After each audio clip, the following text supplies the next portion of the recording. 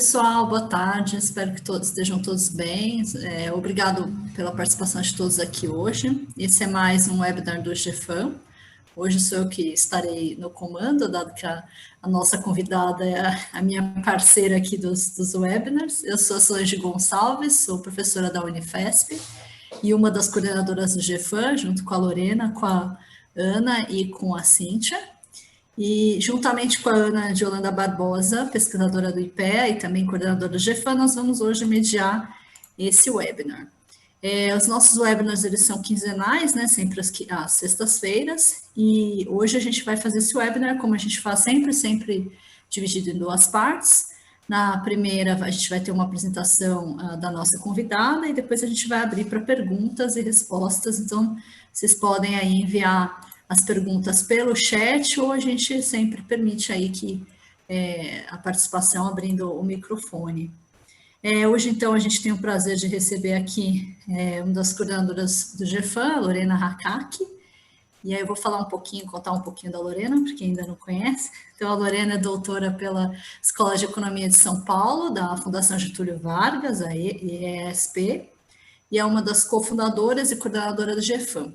Ela é atualmente é professora colaboradora do Departamento de Economia da FEA, da Universidade de São Paulo, e ela tem aí feito trabalhos, pesquisa na área de economia da família e de matching. Hoje ela vai apresentar para a gente o artigo Managing the Time of HIV Epidemic, que é uma coautoria aí junto com a professora Paula Pereira da USP também. Boa tarde, Lorena. Oi, Solange. Tudo bem? Tudo bem. Oi, Ana. Muito obrigada aí por trazer para a gente esse seu trabalho, e é com você. Se você quiser começar, fica à vontade. Você já sabe bem as regras, são 50 minutos aí para você falar, depois a gente abre para perguntas. Ok. Eu vou na verdade, vou fazer uma pequena mudança. É o seguinte, o paper que eu vou apresentar tem uma parte de modelo e depois uma parte empírica. Então, assim, como nós não somos muitos, né? Se alguém tiver alguma dúvida durante a apresentação, pode perguntar. É só abrir o microfone e perguntar, porque às vezes é algum detalhe que, às vezes, para o fim já fica mais. A gente vai deixar liberado o microfone, então? Tá todo mundo liberado? Eu liberei. Acho que tá. Ou manda pelo ótimo. chat, aí cada um. Ou se não, pode deixar para o fim também, não tem problema. Então, deixa eu abrir aqui a minha apresentação e vamos lá. Deixa eu dar uma coisa.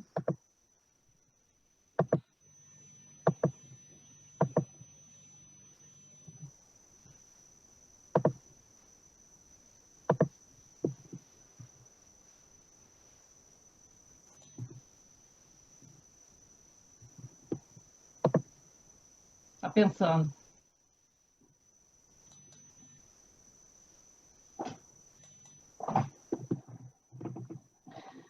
Então, olha, esse paper que eu vou apresentar se chama Marriage in Time of HIV/AIDS Epidemic. É um paper em coautoria com a Paula Pereira. A gente vai falar sobre a relação entre o excedente do casamento e o surgimento da epidemia da AIDS.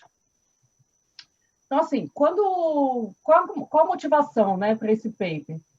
Então, quando a gente trabalha com casamento, a gente pode pensar que o casamento depende de muitas variáveis. Você pode ter afinidade, questão de beleza, educação, nível de escolaridade do seu parceiro, etnia, raça, etc.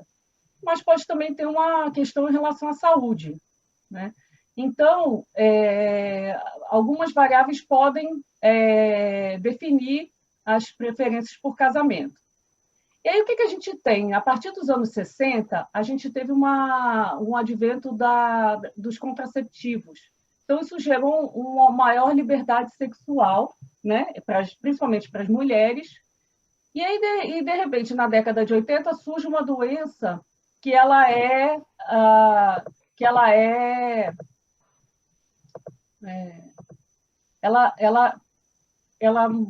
principalmente ela pode ser transmitida via relação sexual, não só por relação sexual, mas também. E aí você tem uma mexida aí nesse mercado, né, de encontros e casamentos, com esse advento da AIDS. E aí, naquela época, na década de 80, a doença ela era vista como como uma doença uma sentença de morte. Não tinha tratamento, o primeiro remédio só vai surgir em 87, ele só tratava o primeiro período da doença. Então, somente bem depois, a partir de 95, 96, que a gente já tem o coquetel, que aí sim a doença é tratada de uma forma mais eficiente e a expectativa de vida das pessoas muda totalmente. E aí então você tem uma alteração aí no tempo da expectativa de vida com relação ao risco de morte.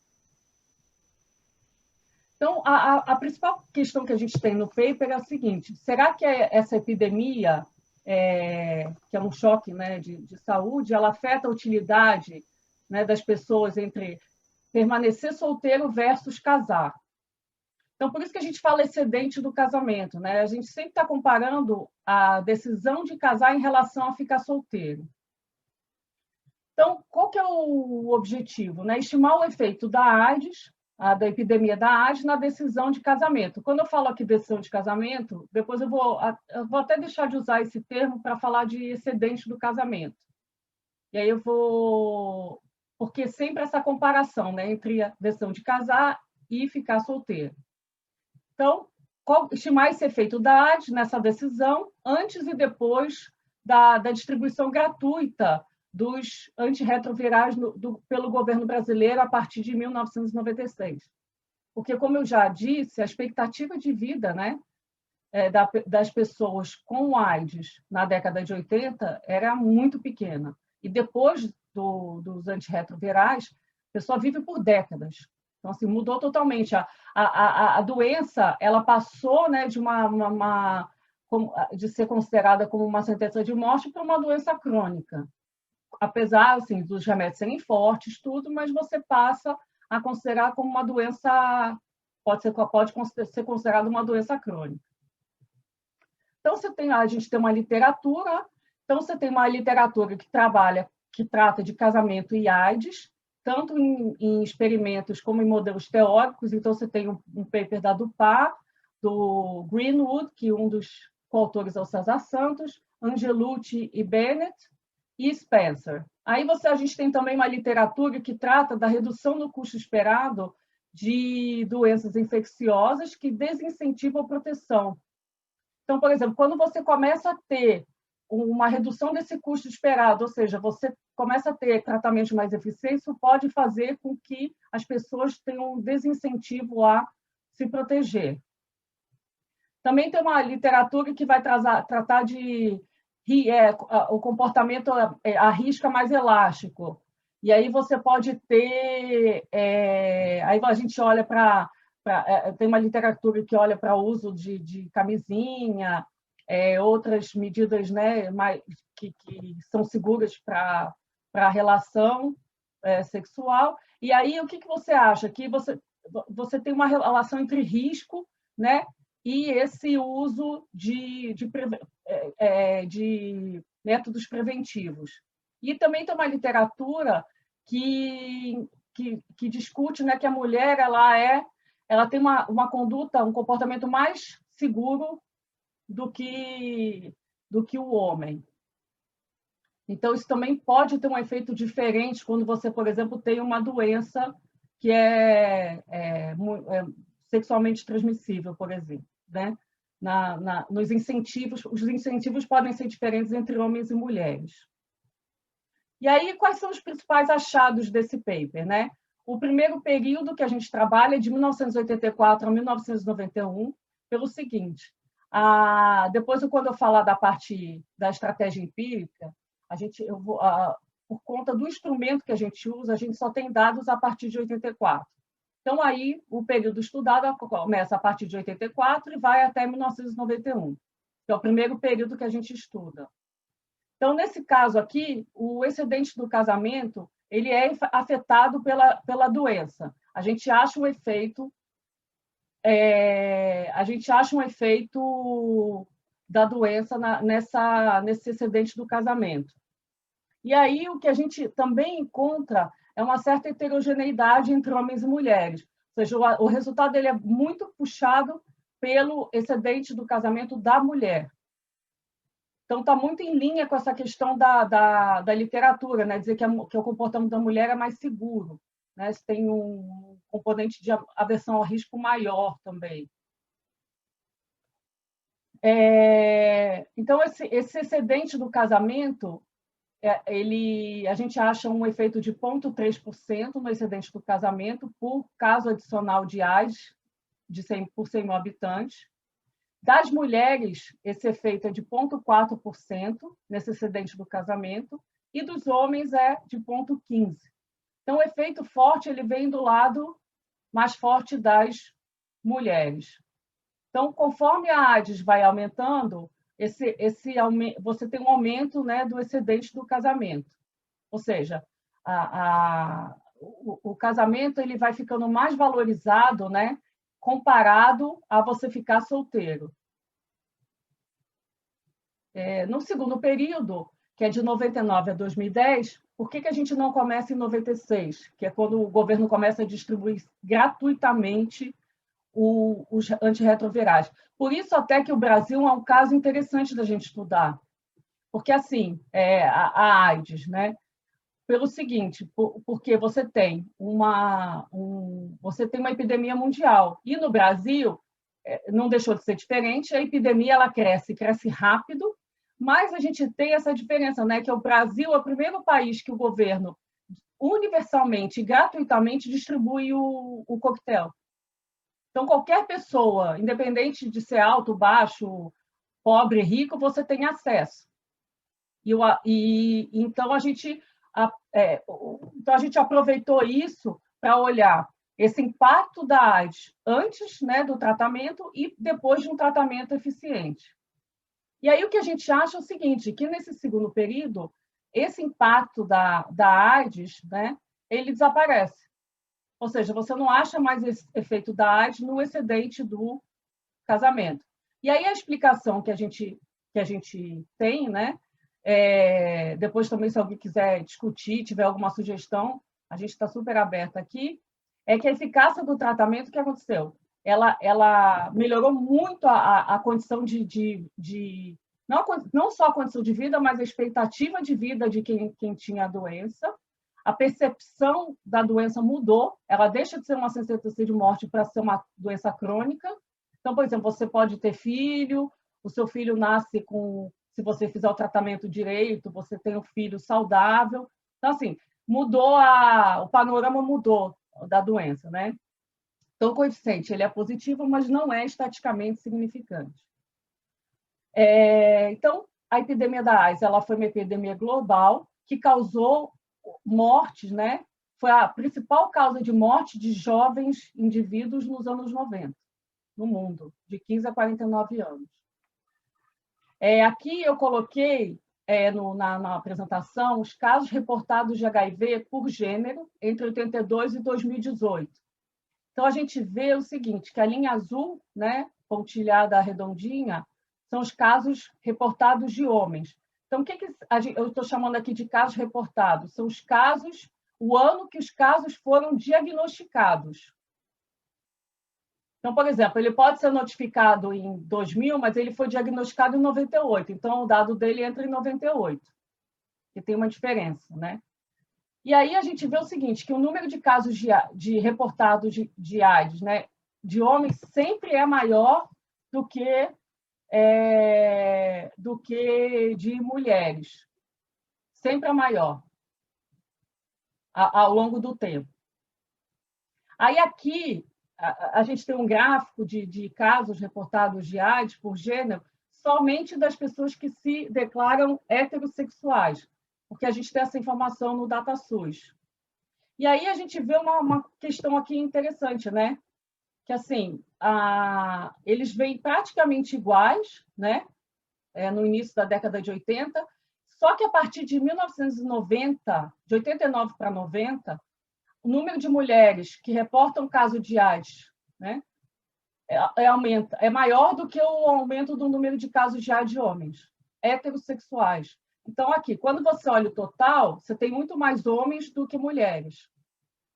Mas aqui a gente tem muito mais mulheres do que homens. Isso só vai mudar depois de 2012.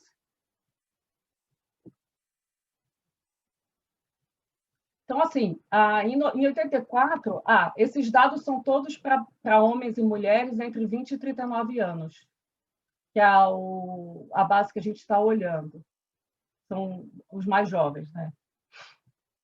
Aí, em 84, a gente tinha uma razão entre homens e mulheres de 27 casos para 1. Em 87 já cai para 9 para 1, e em 91 praticamente de 5 para 1. A transmissão entre os heterossexuais, ela cresce rápido a partir de 87, mais rápido ainda para as mulheres depois disso. Porque lembrando que a doença, ela começou como uma doença o quê? Entre homens homossexuais, com um nível de escolaridade mais alto. Depois, o que acontece? Ela começa a se difundir para outros grupos, outras orientações sexuais, e para pessoas de mais baixa escolaridade, ou seja, ela se espalha. Se espalha. E aí, quando a gente olha entre os heterossexuais, na verdade, você vai ter mais casos de mulheres do que homens em determinados anos.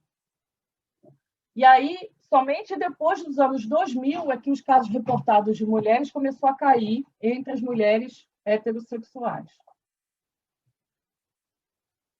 Um outro dado que eu trouxe aqui também em relação à AIDS é o seguinte, porque no DataSUS não tem o estado civil. E aí eu consegui os dados de São Paulo com o estado civil. E a gente vê que entre 83 e 92, 27 das mulheres que tinham AIDS aqui em São Paulo, né, 27% eram casadas, 40% solteiras, quase 14% divorciadas ou viúvas. E 20% não se tem esse estado civil. E aí, das mulheres infectadas, 54% das casadas se infectaram via relação sexual. Essa proporção é menor para as mulheres solteiras, 34%, porque aí o que acontece? Com as mulheres solteiras, tem uma proporção maior de mulheres solteiras infectadas por conta de drogas, né, injetáveis, e das casadas menor. E muito maior entre mulheres divorciadas e viúvas. A primeira transmissão vertical da doença acontece em 83, ou seja, a transmissão de mãe para filho. Se eu não me engano, foi ano passado que São Paulo simplesmente acabou com essa transmissão. Não tem mais transmissão vertical aqui em São Paulo, que foi zerado totalmente. E depois de 93, a transmissão heterossexual ela se tornou a principal entre os casos reportados, entre o grupo de heterossexuais era o que predominava, entre todos os casos reportados. Então, você tem uma mudança aí importante, né, a partir de 93. Então, o primeiro caso da AIDS, ela surgiu em 80. Em 91, nós tivemos aí mais de 8 mil casos, novos casos, né, no ano, entre pessoas de 20 a 39 anos. Aí, o que acontece? Quando você surge a AIDS, né, que ela aparece, ela começa a crescer, algumas organizações privadas, não governamentais, elas respondem à epidemia já no meados para o final dos anos 80. Alguns municípios e estados também respondem à epidemia mais rápido. São Paulo, Rio, eles respondem a essa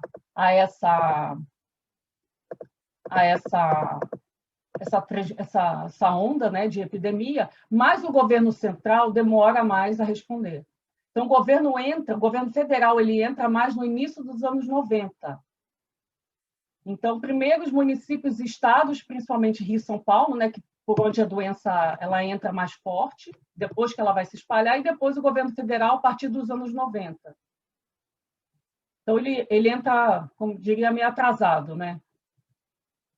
E aqui eu tenho um gráfico padronizado, para a gente poder observar a mesma figura, né? Entre número de casamentos, entre 84 e 2016, de pessoas entre 20 e 39 anos, e o número de casos de AIDS por ano.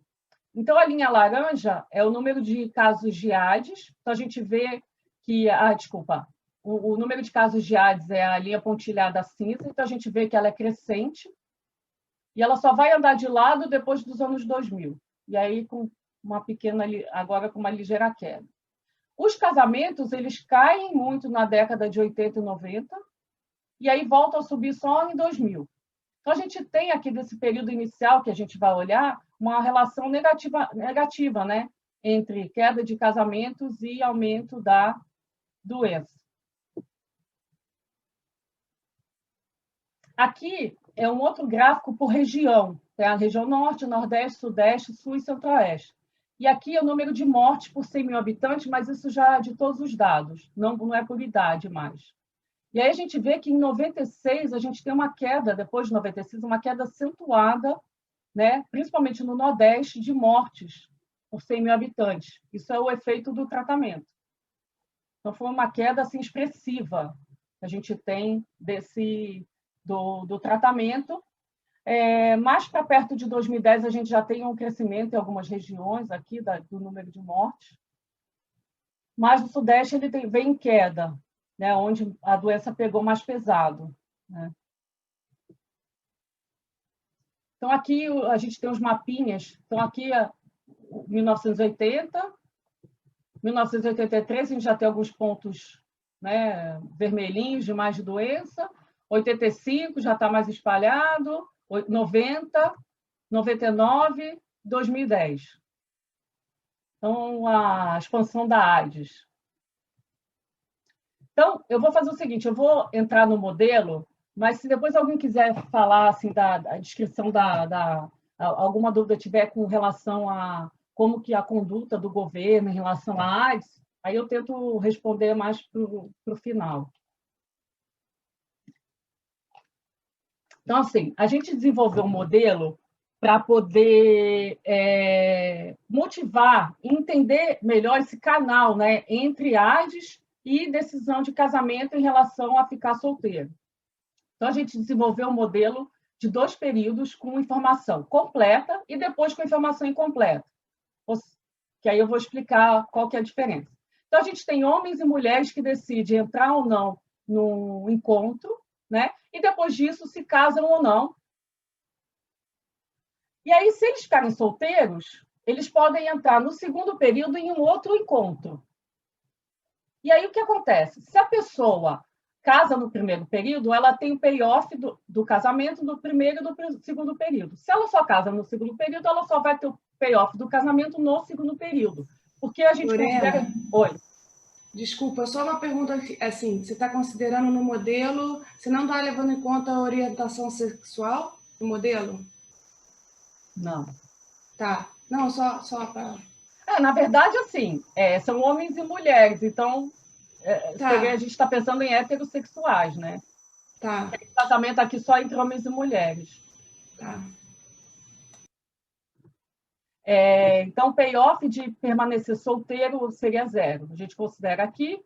E tem um fator de desconto, ΔI, que é idiosincrático e uniformemente distribuído entre 0 e 1. Então, esse jogo... Então, como resolve, né, nesse jogo, os decisões da mulher decide o encontro. De naturalidade P, se o encontro um jogo, você tem probabilidade 1 menos P, se eu errar. Simetricamente, ele também é certo para mim. E aí, eles ganham o mesmo payoff. Com probabilidade 1 menos P, ele decide o seguinte, casar com a pessoa errada ou permanecer solteiro e entrar no novo encontro no segundo período. E aí, se ele decidir casar com a pessoa errada, ele vai ganhar o payoff PW, em que o payoff da pessoa, se ele casar com a pessoa certa, é maior do que se ele casar com a pessoa errada, e ambos são maiores do que 0. Se ele decide, então, vamos supor que ele teve lá com a probabilidade 1 menos P, ele tem a pessoa errada, e a pessoa fala o seguinte, não, eu vou tentar minha sorte. E aí entro no outro date. Tem uma pergunta? A pessoa certa? Boa pergunta essa. Não, então, o sentido disso aí é o seguinte, sei lá, você sai com uma pessoa e você encontrou o seu par perfeito. É como se fosse isso. Encontrei meu par perfeito, essa é a pessoa certa para mim. Seria nesse sentido. O Tiago perguntou.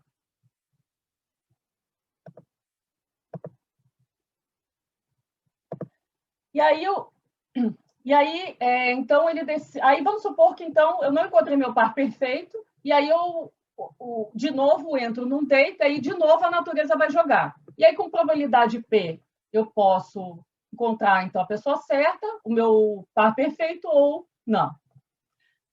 Aí, o que acontece? A gente considera o seguinte, que esse segundo período é o último período do jogo, e aí é o seguinte, ou a pessoa, né, permanece solteira e ganha 0, ou ele casa e ganha um payoff esperado entre a probabilidade dele encontrar a pessoa certa mais a probabilidade, né, dele encontrar a pessoa errada vezes o payoff. Como esse ganho esperado é maior que 0, então ele sempre decide casar em vez de ficar solteiro. E aí, a decisão de casar, se for no primeiro período ou no segundo período, depende do payoff esperado desses agentes. Então, eu vou falar rapidinho disso aqui. Então, se a natureza escolhe P, né, ela joga P, então o agente observa e ele decide casar no segundo período se o payoff esperado dele no segundo período for maior do que o payoff esperado no primeiro. E aí o que a gente tem é o seguinte, que é uma estratégia dominante para a gente, nesse caso, sempre casar no primeiro período. Então, a estratégia dominante ele sempre casar no primeiro período, quando a natureza joga P. No caso da natureza jogar e com probabilidade 1 menos P, né, a pessoa não é a pessoa certa, o que acontece? Para ele casar no segundo período, esse payoff aqui teria que ser maior do que esse. Então, a gente tem um threshold. Se sua taxa de desconto for maior do que esse termo aqui, você casa no segundo período. Se não, você casa no primeiro. Aí, a gente vai para o caso de informação incompleta, que é o que a gente quer entender quando você tem uma informação que as pessoas não só você tem, e os outros não sabem qual é essa informação. Então, agora a gente vai dividir a população entre 2 tipos. O saudável, que é chama de o H, o high, ou pessoas doentes, né, infectadas pelo HIV, o que a gente chama de low. Então, eu tenho a minha informação, eu sei se eu sou do tipo high ou se eu sou do tipo low. Mas as pessoas com quem eu vou sair não têm essa informação. Aí, o que acontece? Os payoffs são diferentes, né? Você vai ter ainda a diferença se a pessoa é a pessoa certa para você ou não, mas, por exemplo, se você tem 2 pessoas saudáveis, esse payoff vai ser maior do que se uma pessoa for saudável e a outra não. E assim por diante. Aí, agora eu coloquei aqui, vamos supor que a pessoa é a pessoa certa, então 2 pessoas saudáveis ganham um payoff maior que uma saudável e uma pessoa doente, né? E aí, sempre a pessoa certa, o payoff com a pessoa certa, né, é maior do que da pessoa errada, considerando que os 2 são do mesmo tipo, né? Aí o que acontece é o seguinte, olha, então eu sei o meu tipo, mas eu não sei o tipo das pessoas que eu saio. Só que eu tenho uma informação. Eu conheço o seguinte, eu conheço a probabilidade de encontrar uma pessoa que é FID T, ou seja, qual a probabilidade de encontrar uma pessoa com AIDS em T, que vai ser T igual a 1 ou T igual a 2. E aí, como a epidemia está crescendo, a gente supõe o seguinte, que FID 2 é maior do que FID 1.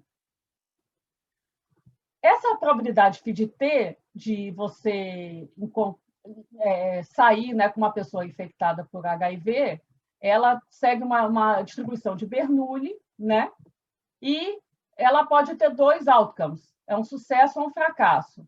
E aí, na verdade, o que eu estou chamando aqui de sucesso é ela ser do tipo low type, né? Que é infectado por HIV. Eu acho que depois eu vou até mudar, vou tentar fazer o contrário, mas aí eu vou ter que mudar toda como está apresentado no paper. Mas então, por enquanto, quando você tem o sucesso, é quando você encontra uma pessoa do tipo low.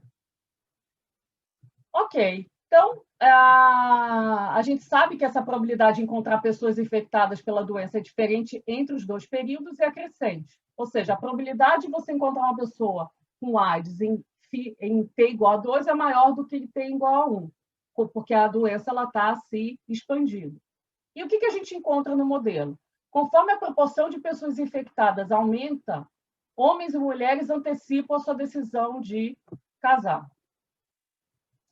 Então, a gente tem aqui o valor esperado, né, quando a pessoa, por exemplo, aqui, né, a natureza jogou, e aí o agente observa que você está com a pessoa correta, aí eu decido casar, e aí eu vou receber o payoff 1 mais delta I, né, o payoff de hoje mais o que eu ganho no segundo período, e aqui a utilidade esperada deu sendo do tipo high, né, casar com uma pessoa ou do tipo high ou do tipo low, porque eu não sei. Eu posso casar com a pessoa do tipo high ou do tipo low. Então, a probabilidade de eu casar com a pessoa do tipo low é φ de 1, e a probabilidade de eu casar com a pessoa high é 1 menos φ de 1. Então, aqui a utilidade esperada, né, da pessoa high em T igual a 1. Agora, a pessoa infectada, a diferença vai ser que ela é low, ela pode encontrar uma pessoa do tipo high ou do tipo low. Aqui é o seguinte,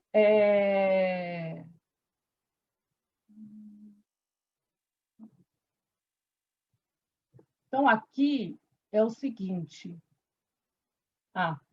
aqui é o seguinte, olha, vamos pensar o seguinte, eu sou uma pessoa do tipo low, tá? E aí eu vou casar, eu encontro a pessoa certa, aí eu tenho a possibilidade de casar no período 1 ou no casar no período 2.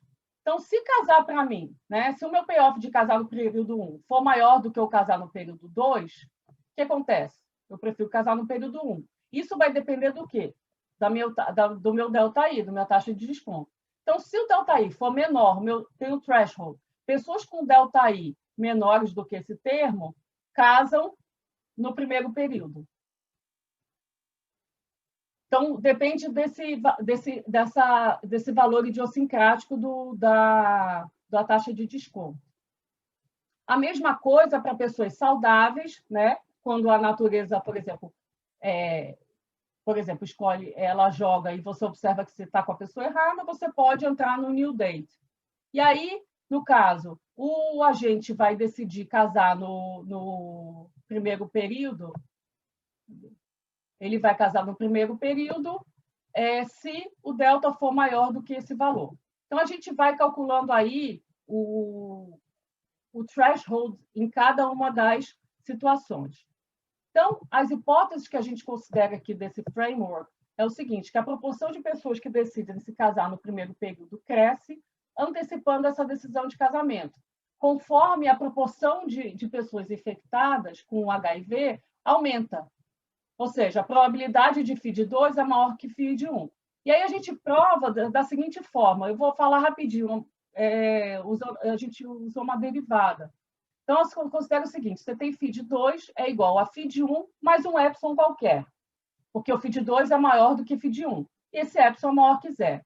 Então, a gente vai mostrar o seguinte, conforme aumenta o epsilon, aumenta o excedente do casamento no primeiro período comparado ao segundo período. Ou seja, a proporção de pessoas que decidem casar no primeiro período é maior do que no segundo. Então, a gente tem aqui, olha, por exemplo, essa função enorme aqui, esse monstrengo, aqui, o payoff de eu casar no primeiro período menos o payoff de eu casar no segundo período, dado que a natureza escolheu P. Então, o que a gente faz aqui? A gente pega essa função ΔQ e deriva em relação a epsilon. E aí, essa derivada ela é positiva. Então, o que acontece aqui? Conforme o epsilon cresce, ou seja, aumenta a diferença de φ2 para φ1, o payoff no primeiro período aumenta relativo a... Desculpa, o payoff do primeiro período aumenta relativo ao segundo. Ou seja, quando essa derivada está aumentando, significa o seguinte, que esse aqui está ficando maior, ou esse termo está ficando maior em relação ao segundo. Aí tem o segundo caso, quando a natureza joga e a gente observa 1 menos P, e aí o que acontece? Aqui a gente está comparando o casar no segundo período, porque a natureza jogou e aquela pessoa errada, eu decido entrar no segundo date. E aí eu caso. Então, eu quero comparar esse segundo período com o primeiro, se eu casasse já com aquela pessoa errada, né? E aí o que acontece é o seguinte, essa derivada ela é negativa. Ou seja, conforme o epsilon está aumentando, o payoff no segundo período ele decresce em relativo ao primeiro. Ou seja, o que a gente está mostrando é o seguinte, conforme a proporção de pessoas infectadas vai crescendo de um período para o outro, fica mais valioso o payoff do casamento no período anterior. Que é isso que a gente encontra na parte empírica. Gente, alguém tem alguma pergunta? Não? Tá. Então, assim, os resultados mostrados aqui nessa parte teórica, né, estão em linha com o que a gente acha na parte empírica. Então, quando a gente tem o surgimento, né, e o desenvolvimento, não só o surgimento, mas como a doença ela vai se desenvolver, né, ela vai crescer, então você tem um aumento do marital surplus, que significa o seguinte, que o casamento ele se torna mais valioso do que o outside option, que é ficar solteiro. Alguém tem alguma pergunta? A Simone não está conseguindo abrir o microfone. Ah, é? Abre para ela, Solange. Agora eu consegui. Pronto. Tudo bem, Lorena? Tudo. Tudo bem, Ana, Solange? Tudo bem? Tudo bem.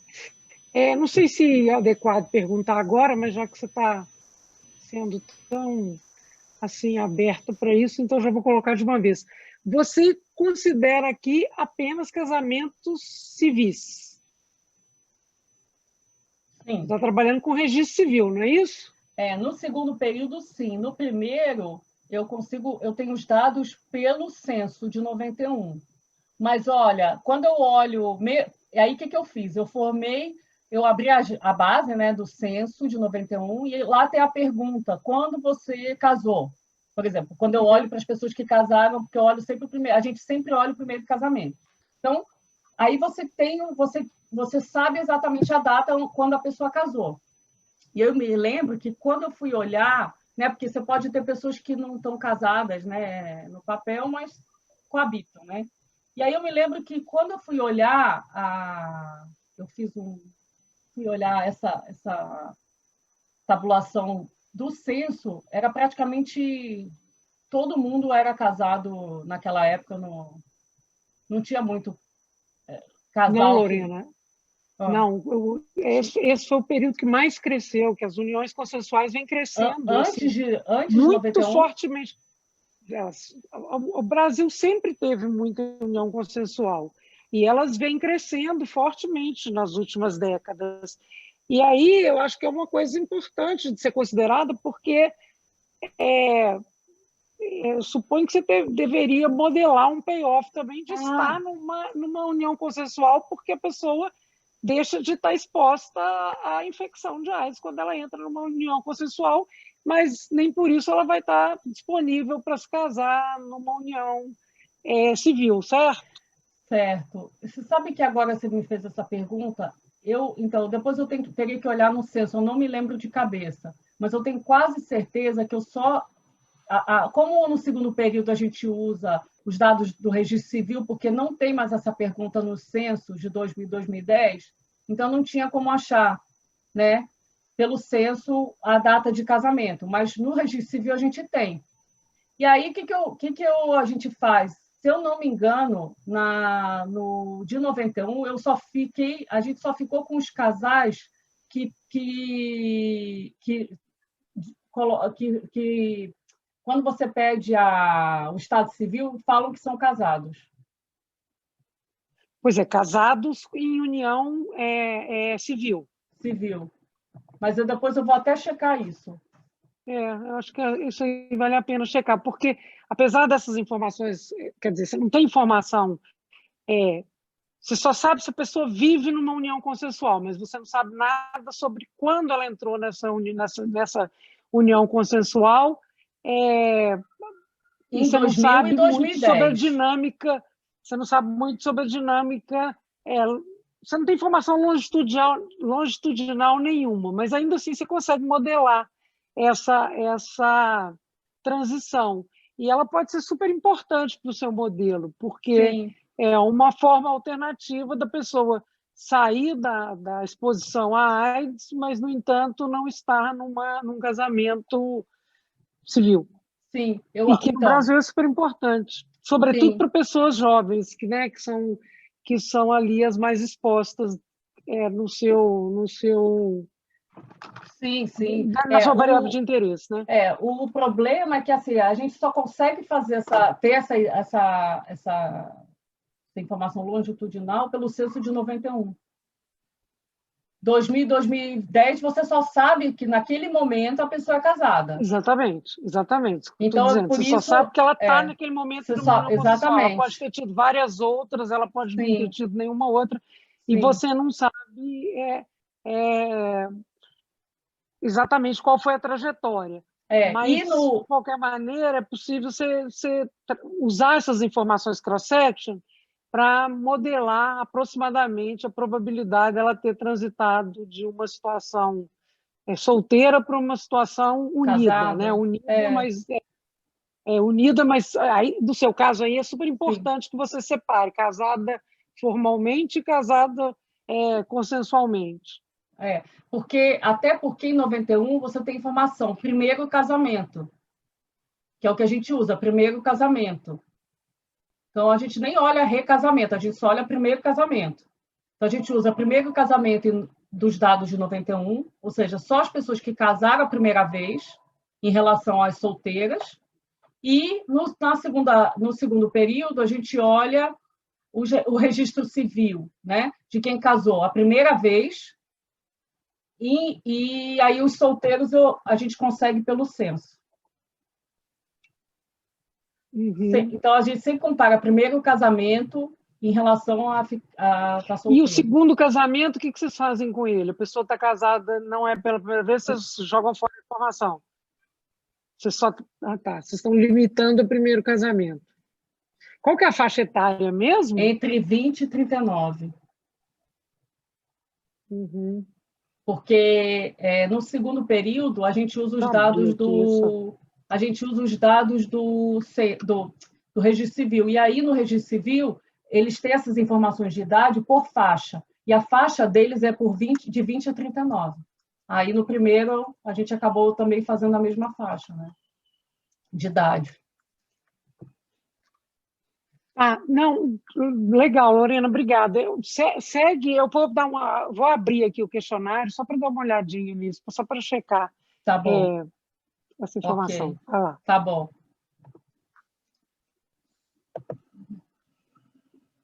Tá. Agora que abriu aqui meu... Então, os dados do primeiro período. Então, de 84 a 91, a gente usa só as informações do primeiro casamento da amostra. Eu tenho quase certeza que então é só união civil. Depois eu vou até checar isso.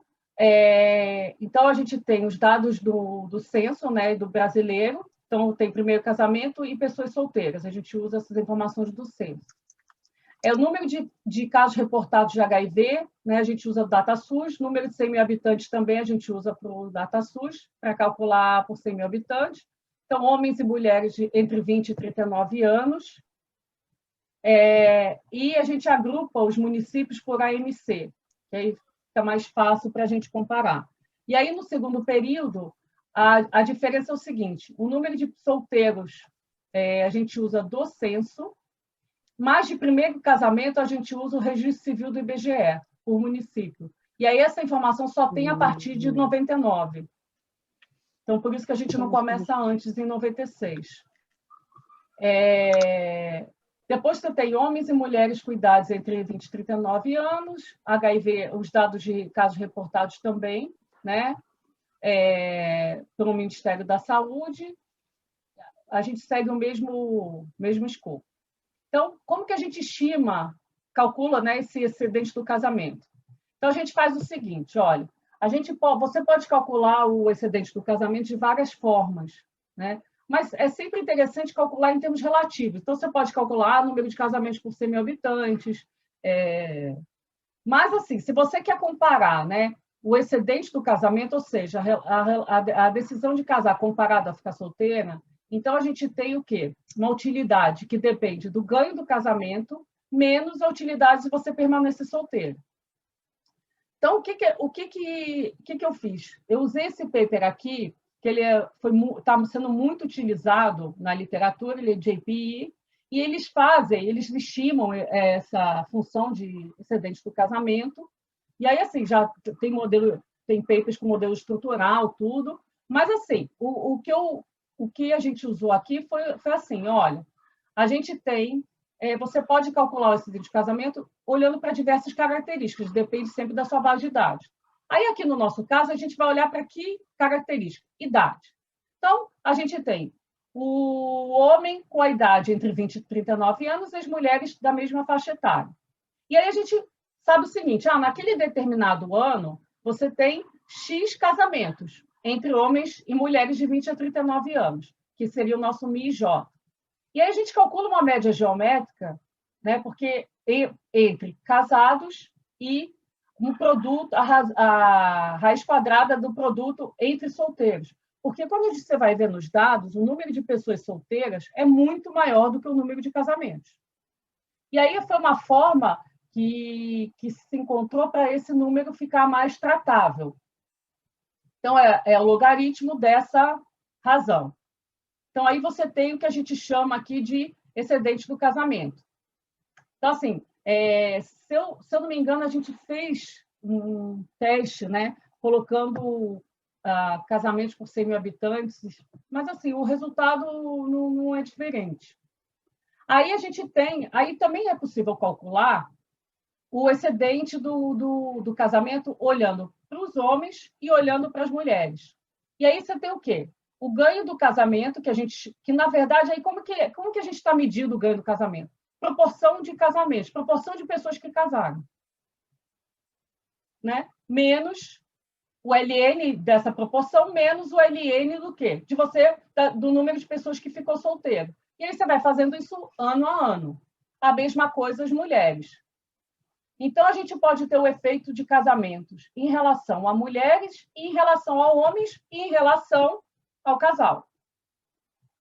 Então, por isso que a gente pode ter o excedente do casamento olhando para o casal, para o homem e para a mulher. Porque o incentivo de casar, da decisão, é diferente entre um e outro. Pode. Pergunta aí, Simone.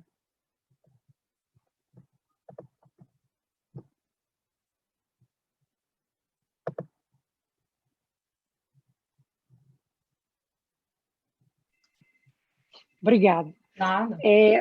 Lorena, deixa eu só entender esse excedente diferenciado para homem e mulher, ele só é possível porque você está considerando um excedente para cada faixa etária, certo? Uhum. Se você supõe que um homem casa com uma mulher, se você considerasse todas as idades conjuntamente, você não teria excedente, é porque você considera para cada idade I de homem e J de mulher.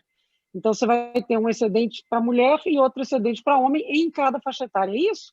Ou eu não entendi direito ainda? Não, é assim. Você soma... Então, por exemplo, no ano de 1985, eu vou somar todo o número de casamentos ocorridos em 85. Então, eu tenho lá 100 casamentos em 85. Só que eu tenho 1.000 jovens, homens, que são solteiros. Então, eu calculo esse LN de 100 casamentos divididos por 1.000 jovens. Tá. Então, você está levando em consideração as pessoas que não se casaram versus as pessoas que se casaram. Então, quer dizer, o que está em jogo aí também é a razão de sexo dessa faixa etária. Sim. Além do número de pessoas que se casam por faixa etária. As duas coisas são condicionantes desse seu excedente. Porque assim, na verdade, se você pensar em casamento, você pode pensar que você tem uma utilidade que você ganha por casar. Então, você tem uma utilidade igual a, sei lá, vamos supor, o homem I com a mulher J geram um output de casamento de X. Só que, assim, se o homem ficar solteiro, ele tem um ganho por ficar solteiro, um Y, e a mulher tem um W. Então, eles só vão casar se essa utilidade, né, do casamento, né, de X menos W menos Y for positivo. E aí, assim, mas é difícil você o quê? Mensurar utilidade. É difícil você medir utilidade. Então, o que eles fazem nesse paper é uma forma de você tentar mensurar isso, e aí você calcula pela proporção de pessoas.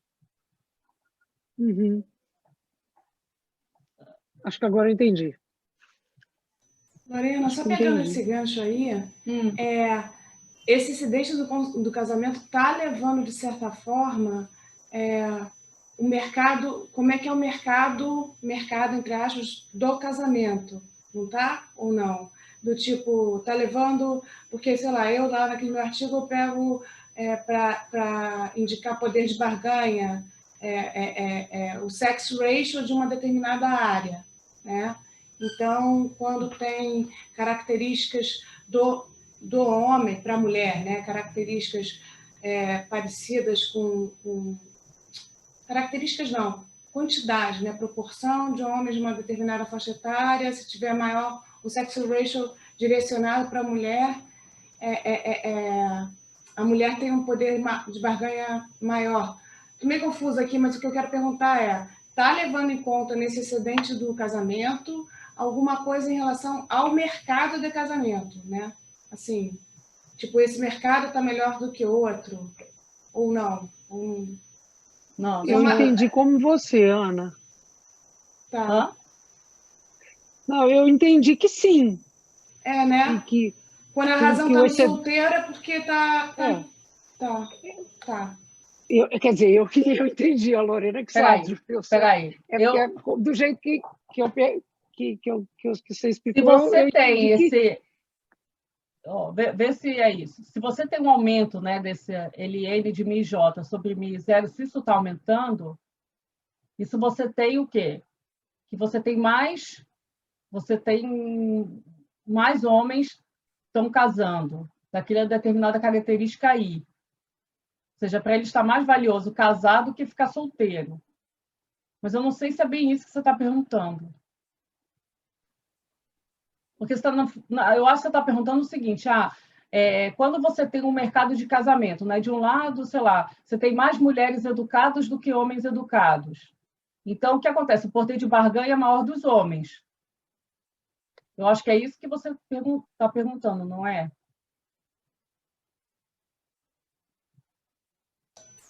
Por aí. Não, agora que me deu um clique, porque no meu artigo, no meu trabalho, eu estou pegando só casados, eles já são casados. Então, essa métrica, né, de, sei lá, proporção de homens parecidos ou não com o marido ou com a mulher, é uma coisa de se analisar o mercado de casamento. Aqui não, você está comparando o mercado de casados com, entre aspas, né, de solteiros. É relacionado, mas mas então, acho que não é, não. Porque, por exemplo, se você tem, né, eu estivesse olhando em relação a... Então, agora eu estou em dúvida. Posso pensar um pouquinho aí mais tarde, mais para frente eu falo? Só para eu seguir?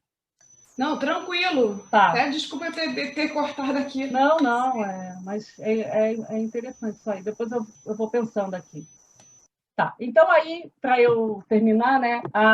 Então, assim, aqui vem a parte de especificação empírica, né? Então, aqui a gente tem o seguinte: o que a gente quer estimar aqui? O efeito da AIDS, né? Da epidemia da AIDS. Então, a gente tem um caso de AIDS por 100 mil habitantes por ano, e por AMC, né? Que são os municípios agregados à AMC, na decisão no surplus do casamento.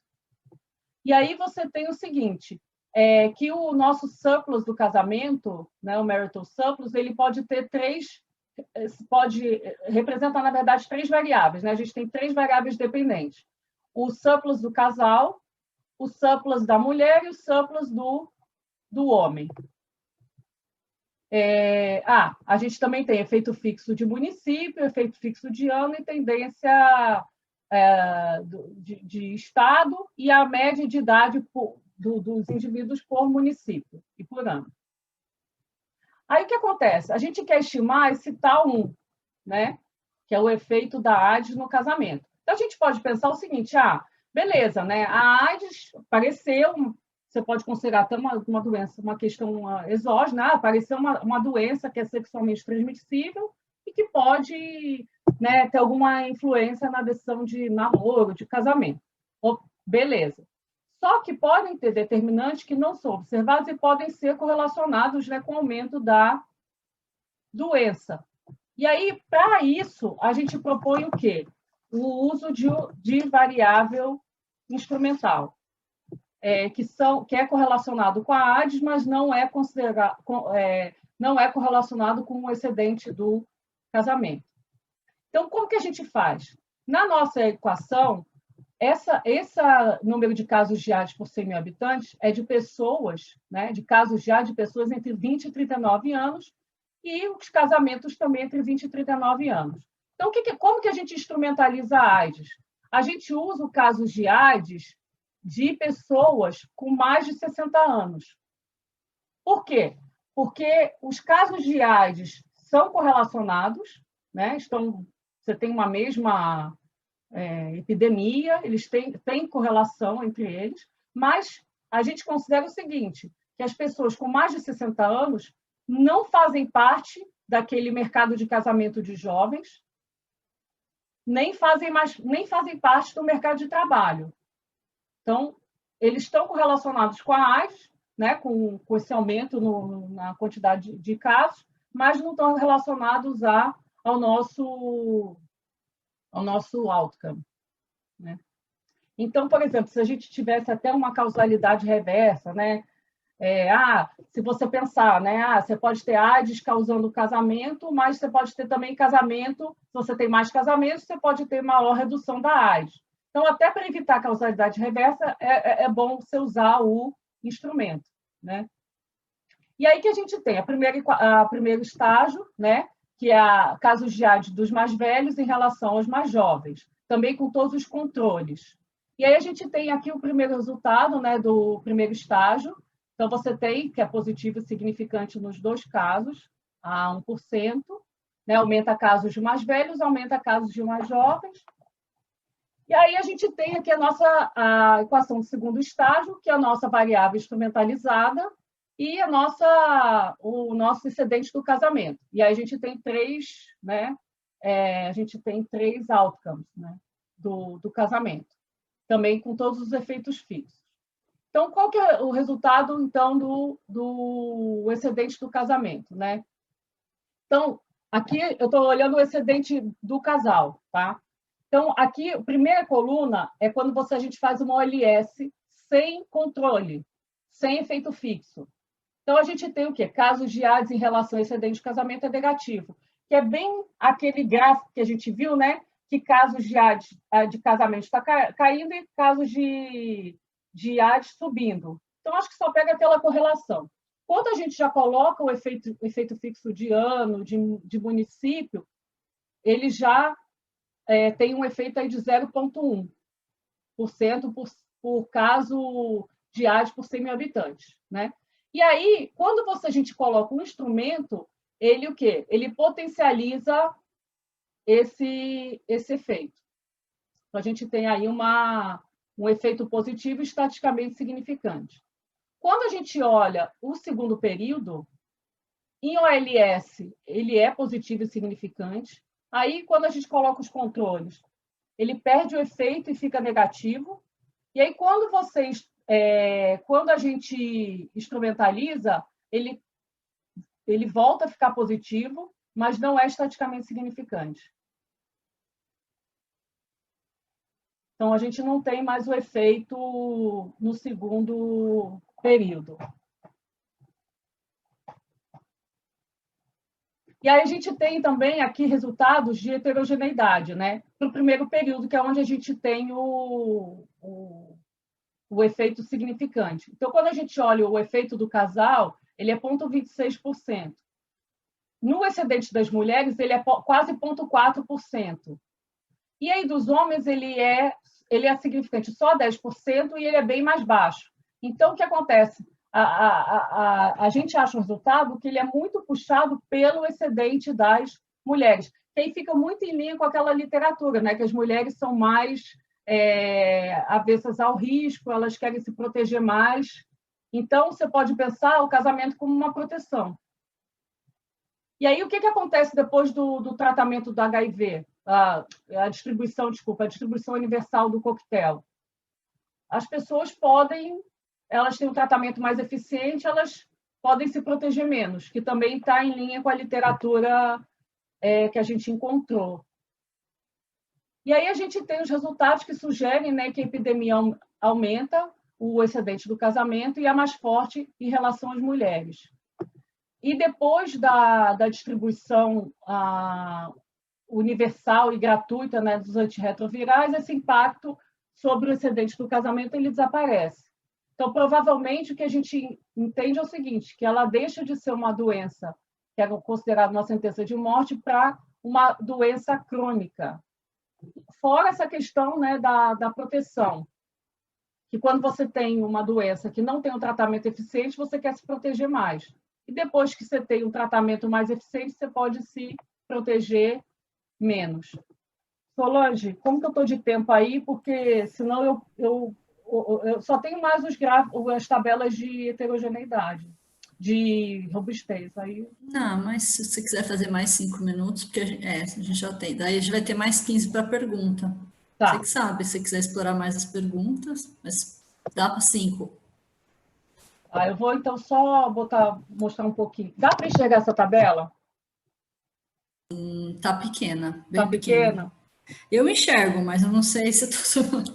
Opa, agora melhorou. Melhorou? Então, assim, aqui é só um teste de robustez com instrumento. A gente faz um instrumento com idades, né, dos senhores, né, com mais de 55 anos, mais de 60, que é o instrumento que a gente usa, e mais de 65. Então, para o primeiro período, eles são significantes a 1% em todas essas faixas de idade. Já para o segundo período, o que funciona é quando você tem pessoas mais velhas, mais 60 ou 65. 55 já não dá significante.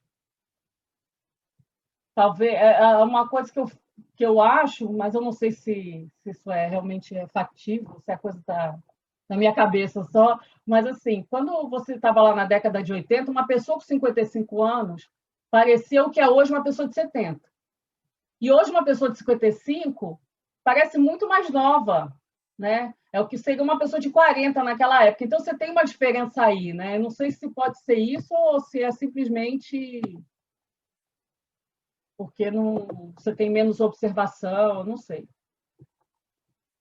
Aí aqui é o excedente do casamento do casal, né? Para os 2 períodos com esses 3 instrumentos. Então, no caso aqui do primeiro estágio, com os 3 instrumentos com diferentes faixas de idade, ele dá significativo e positivo. No segundo, não. O que acontece é que assim, um dá negativo, outro dá positivo. Então, eu acho meio estranho. Mas não dá significante. Aqui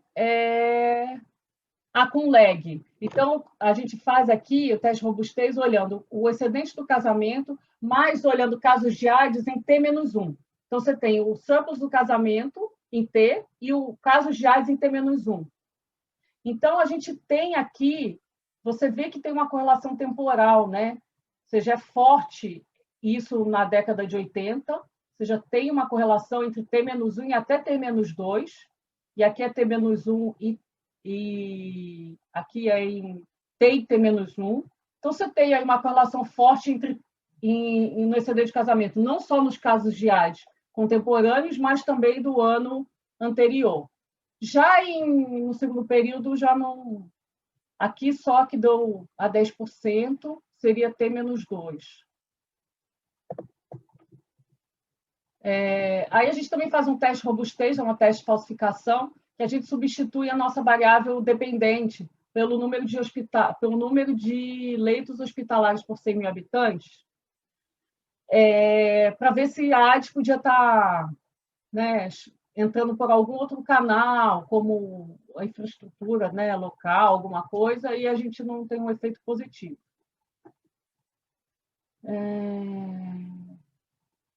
Aí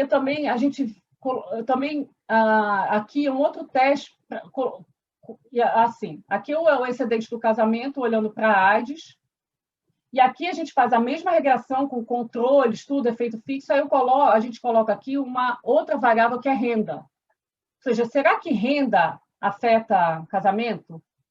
E aí, quando a gente coloca, ela não é significante. Ou seja, o caso de AIDS continua significante, mas a renda não. Então, também não anda também não vai por esse canal. Acho que é isso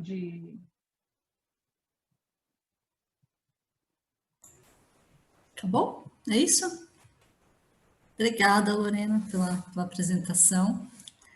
Eu vou passar para as perguntas. Eu só ia te fazer uma pergunta, Lorena. Essa sua... Aproveitar que eu estou monopolizando aqui, vou começar. Quando você faz, para você medir esse excedente, você está captando aí o que seria essa razão, ano a ano, por idade, de casados, né? Versus solteiros, casados sobre solteiros. Aí, no seu modelo, o modelo que motiva, você está modelando o primeiro matching, né? O primeiro matching da pessoa. Você não está modelando a dissolução. Aí eu fico pensando, você não está modelando a dissolução. Só que essa tua razão, na verdade, ela é casados sobre solteiros, que é um resultado de equilíbrio, né?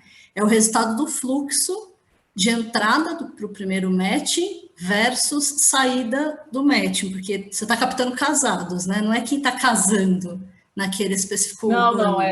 Não, é quem está casando naquele específico ano, primeiro casamento. E divorciado não entra na amostra. Nem viúvo, divorciado. Então, na verdade, a pergunta é quem casou aquele ano pela primeira vez, é isso?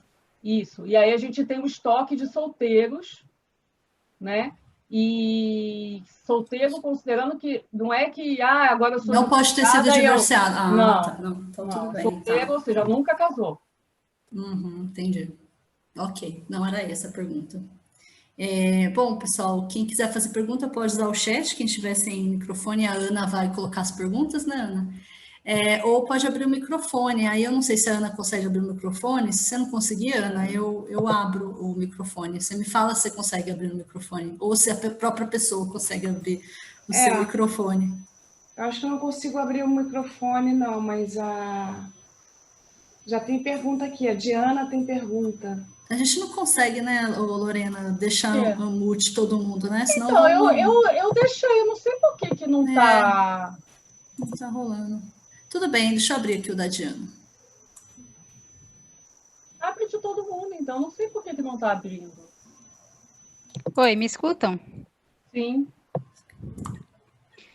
Oi, Lorena. Primeiramente, parabéns você e Paula pelo trabalho, excelente tema. Na verdade, é um tema que tem poucas pesquisas, né, na área de economia, né, especificamente. Eu tenho, na verdade, alguns comentários. O primeiro é o seguinte: eu fiquei pensando na questão quando vocês assumem, né, que a doença, ela deixa de perder um pouco talvez assim, o perfil de uma doença, de uma sentença de morte, né? E passa a ser assumida, talvez, como uma doença crônica, vocês assumem essa hipótese.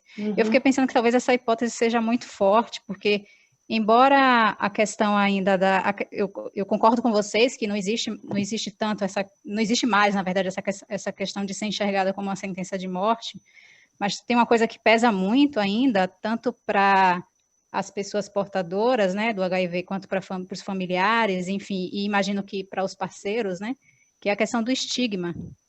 E aí, por esse motivo, eu não sei se ela poderia ser tratada da mesma forma que uma doença crônica, que muitas vezes não tem um estigma tão forte associado a elas, né? E isso afeta, inclusive, talvez, a decisão de uma pessoa aceitar se relacionar com alguém que é portador do vírus, né? Porque por mais que a pessoa saiba que não tem mais a sentença de morte, mas o estigma ainda é muito alto na sociedade, né? A gente sabe disso. Sim. Então, eu fiquei pensando se talvez não fosse uma hipótese muito, muito forte de vocês assumir que ela poderia ser tratada como uma doença crônica e talvez até justificar melhor isso. E o segundo ponto que eu fiquei pensando é quando vocês assumem... Aí fica mais como uma pergunta, de fato. Quando vocês assumem que o payoff de se relacionar, né, de se ter um casamento com alguém que é portador, ele é menor do que o payoff de se relacionar com alguém que não é portador. Não sei se foi isso que eu entendi. Não sei se eu entendi corretamente, na verdade. Aí eu acho que, se foi isso mesmo, eu acho que vocês precisariam explicar melhor por que o payoff de se casar com uma pessoa que é portadora é menor, né? E aí eu mesmo fiquei pensando em potenciais explicações, se foi isso mesmo, né? Que uma das coisas é a questão do estigma, né? Eu acho que pesa, né, para essa questão do payoff. E talvez a outra coisa é a questão da própria saúde, porque por mais que a pessoa ela não tenha mais a sentença de morte, mas ela tem uma certa limitação, né? Ela tem um tratamento que ela precisa seguir, enfim. Ela não necessariamente vai levar uma vida normal, por mais que a gente ache que sim, né? Então, eu acho que talvez isso seja uma justificativa, mas eu queria ouvir de vocês, assim, qual seria uma possível justificativa para isso, se é isso mesmo que vocês tinham falado, ou se eu entendi errado, né? Obrigada. Não, nada, que isso, Diana. Não, então, o payoff, ele é menor, porque você pensa que você tem uma doença, ou, na verdade, assim, foi mais nesse sentido, né? Você tem uma pessoa que não tem o choque da doença e outra que tem, né? Agora, pode ser, o estigma pode ser uma explicação mesmo, por que o payoff é menor do que não é, do que quando a pessoa não tem. Agora, na questão da doença crônica, então, eu conversei com médicos, até fui no centro de tratamento da AIDS, tem aqui no bairro de São Paulo, parece que foi o primeiro centro que teve de cuidados da AIDS, e aí eu fui conversar com um rapaz, porque eu comecei a pedir informação de coquetel, isso há alguns anos atrás, né?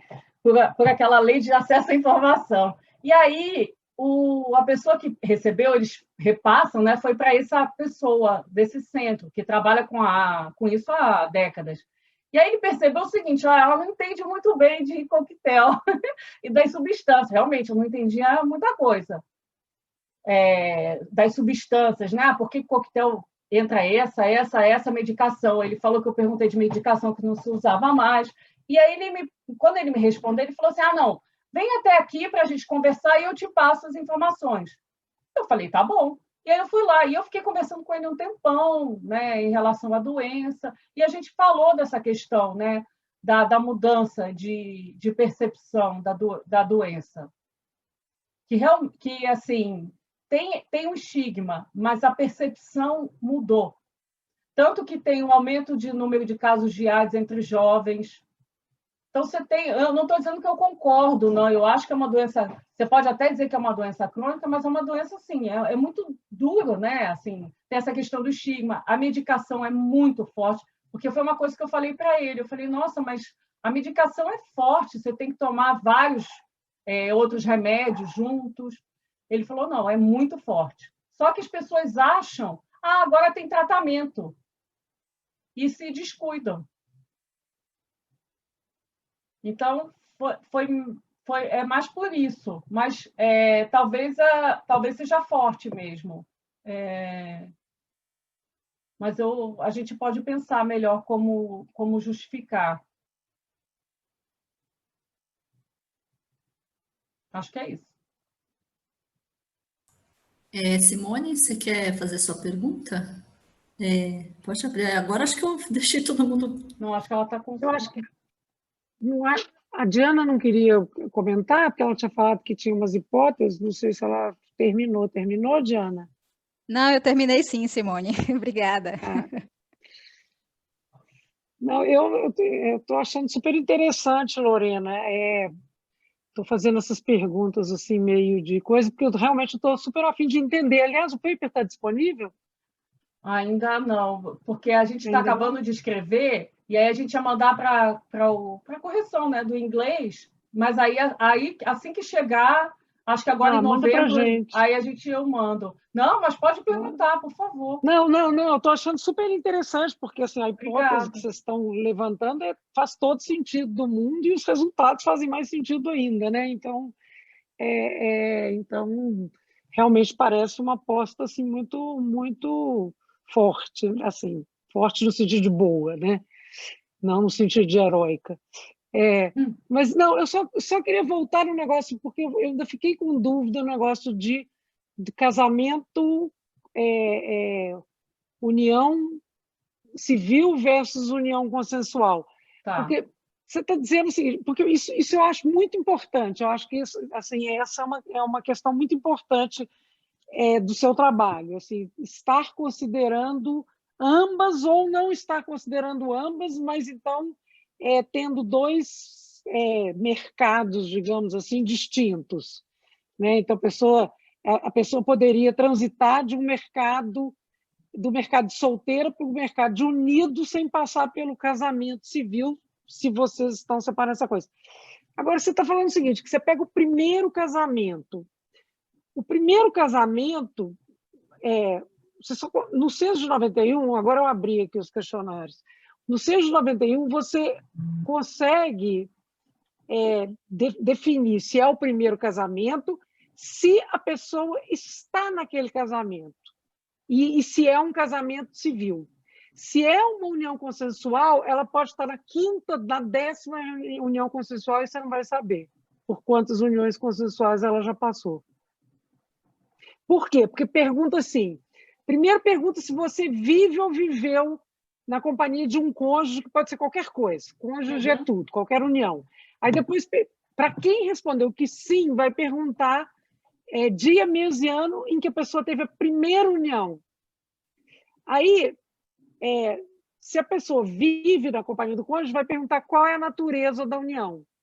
Então, se ela diz que é casamento civil, e ela fala que ela...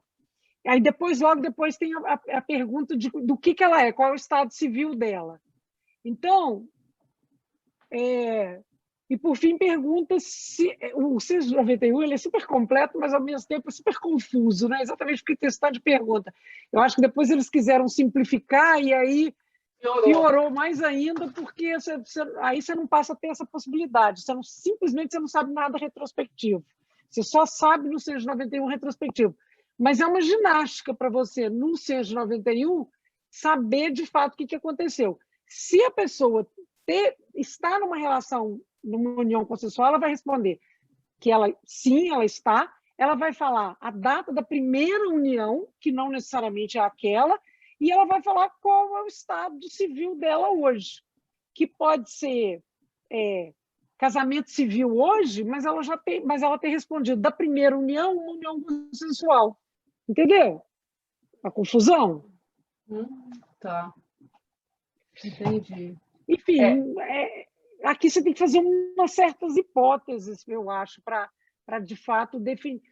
A minha pergunta para você é a seguinte: qual é a informação do registro civil que vocês usam? É a informação de primeiro casamento de pessoas com a faixa etária entre 20 e 39 anos.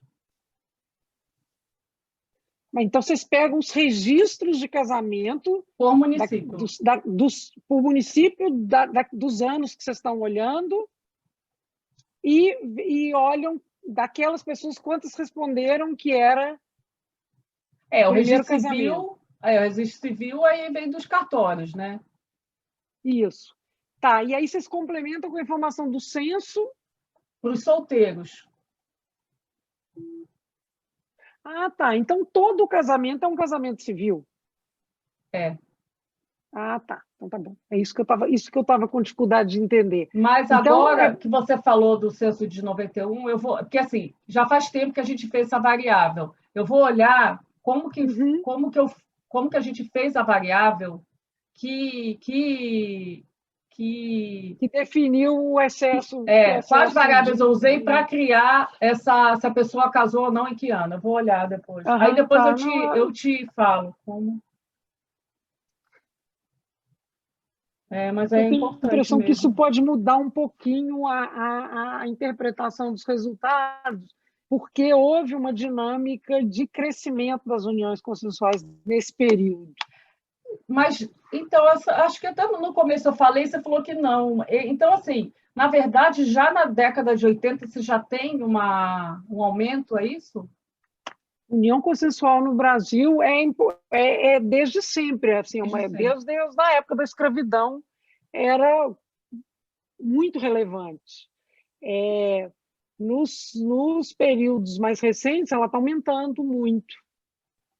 Ela aumenta muito, assim, se você olhar assim, censo de 91, 2000, 2010, é só crescimento. Já era alto e ficou maior.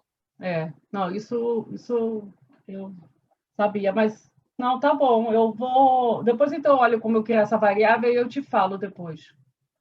Mas como a união consensual ela tem uma seleção, porque, assim, são normalmente pessoas de menor escolaridade, menor nível de renda, e isso vai mudando também um pouco com o tempo, essas coisas é que eu acho que podem ser importantes para entender bem o resultado. Eu fiquei super interessada nessa interpretação mesmo, porque eu acho que a hipótese é muito boa e pode ser usada por uma série de outras circunstâncias, assim, o mesmo tipo de lógica. Enfim, obrigada, Lorena, super legal. Quando você tiver o paper, manda para a gente. Mando. Posso só também complementar com uma coisa, Lorena? Uma outra coisa que eu fiquei pensando aqui, o teu modelo, ele é linear, né? Tipo, ele não tem nenhum tipo de consideração de aversão ao risco diferente. É como se estivesse, em termos de risco, homogêneo, né? Tenho coragem... na verdade, assim, se a gente for pensando no modelo de seleção adversa, a apresentação, de seleção adversa, e aí, nesse período, todo mundo vai ter um testezinho lá e você sabe. E aí você sabe o seguinte, que quem tem AIDS, todo mundo vai querer casar no primeiro período, mas quem não tem, uma parte casa no primeiro, uma parte no segundo, porque aí depende também dessa taxa de desconto. Mas, assim, eles também modelam de um jeito mais simples, porque o intuito dessa modelagem era só passar um pouco da intuição. Motivação. Né? Motivação, e não ficar fazendo... Aí, assim, a gente tentou várias coisas diferentes, até que a gente ficou nessa... Assim, a gente pensou uma coisa mais simples, mas que passasse a intuição. Porque se você começa a ficar... coloca tanta informação, e aí fica tão difícil você entender a matemática, e aí você perde a intuição. E a intuição que a gente queria passar é o seguinte, olha, se está aumentando a proporção de pessoas com AIDS, você pode até não ter informação daquela pessoa que você vai sair, mas você sabe a proporção no país, por exemplo, né? Então, você sabe que tem mais gente, né? Isso vai aumentando. Então, qual que seria esse efeito? Legal, tá bom. Pode ir, Ana. Não, a Cíntia tem uma pergunta, e depois eu tenho umas duas perguntas também, mas vou ser bem breve, né? Porque acho que o tempo já está esgotando. A Cíntia, você consegue ler a pergunta da Cíntia aqui no chat? Já leu? Já. Então. Isso até eu cheguei a fazer alguns anos atrás, lá na minha busca por acesso à informação. E aí, eu me lembro que eu também tentei conseguir tentar informação dessa época, né? De camisinha e de anticoncepcional. Olha, muito difícil conseguir. No máximo que eu consegui, se eu não me engano, que já faz tempo, é por estado. Por município não consegue. Tem secretaria que diz que não tem a informação, aí que era uma outra gestão. Não tem. Mais recente, você até consegue algumas informações, mas para aquela época, década de 80, olha, a gente não conseguiu. Infelizmente. Lorena, eu queria aqui só fechar, assim, eu adorei o trabalho de vocês, eu tenho até umas dúvidas, mas mais detalhes de amostra, que nem vou colocar aqui, porque ficou tão fechadinho, né, o modelo com os resultados empíricos, assim, achei que esse modelo explicou bem, acho que ficou bem casado com os resultados que você mostra, assim, adorei. Eu fiquei só pensando naquela coisa de orientação sexual quando eu perguntei, porque eu acho que aí você mostrou aquele gráfico impressionante, né, das mulheres heterossexuais, comparando com os homens heterossexuais, aí eu fiquei pensando, se você separasse, não dá para colocar mais orientação sexual aí nesse modelo, porque senão ia ficar uma coisa, né, de repente, mas se o excedente de casamento para os homossexuais, sejam mulheres ou homens, é diferente entre os heterossexuais, né? Assim, aquela coisa de arranjos intrafamiliares que eu estou pensando por orientação sexual. Eu acho que pode ser que haja diferença, né? Então, só essa questão de orientação sexual que eu queria falar. E a outra, só para fechar, então, se ninguém tiver mais pergunta, é que nesse contexto atual que a gente está, né, da pandemia, qualquer seminário, qualquer coisa, a gente leva sempre no contexto eu fiquei pensando, contexto agora da pandemia Covid-19, né, essa coisa de questão de mercado de casamento, ou como se a pandemia, ou se a doença, o Covid, vai afetar e será que corrobora os mesmos resultados? É diferente, né? Porque a AIDS como você bem falou, uma doença crônica. Obviamente, Covid é uma coisa super recente, né? Que ninguém conhece direito ainda. Então, de repente, mas certamente daqui a alguns anos eu acho que vão replicar esse modelo ou parecido para o contexto de Covid. E aí eu queria, só se você tem alguma parecer, né? Porque para o mercado de casamento para os solteiros, essa pandemia afetou, mas foi mais por causa de isolamento social do que a doença propriamente dita, né? E entre os casados, pelo menos anedoticamente, a gente já também vê várias mídias já recebendo, parece que está tendo um descasamento, né? As pessoas estão se divorciando mais. Então, não, achei muito legal o seu paper, muito legal, muito melhor. Eu em relação à pandemia, assim, você tem a questão da doença, não é uma doença como no caso da AIDS, né, como ela surgiu, nem os efeitos que a doença teve, mas para os solteiros, realmente, a pandemia, pelo menos no começo, né, que as pessoas fizeram quarentena, pode ter afetado. Eu acho que vai ter um efeito, já está tendo efeito, que a gente precisa dos dados, né, em relação ao divórcio, mas talvez tenha um aumento, sabe, e não talvez em aumento de casamentos agora, mas aumento de pessoas coabitando juntas. Porque namoravam, aí tem essa questão da quarentena e as pessoas passam a viver juntas, porque aí... O casamento forçado já, né? Que aí já vê logo se vai ou racha. Verdade. Então, assim, qual o efeito líquido disso aí eu já não... É um desafio. Assim. É um desafio. Mas essa é uma boa questão, né? Adorei. Obrigada. É isso. Alguém tem mais alguma pergunta? Senão a gente vai finalizar, que a gente já está ficando meio adiantado no horário. Mas se tiver mais uma pergunta, ainda dá.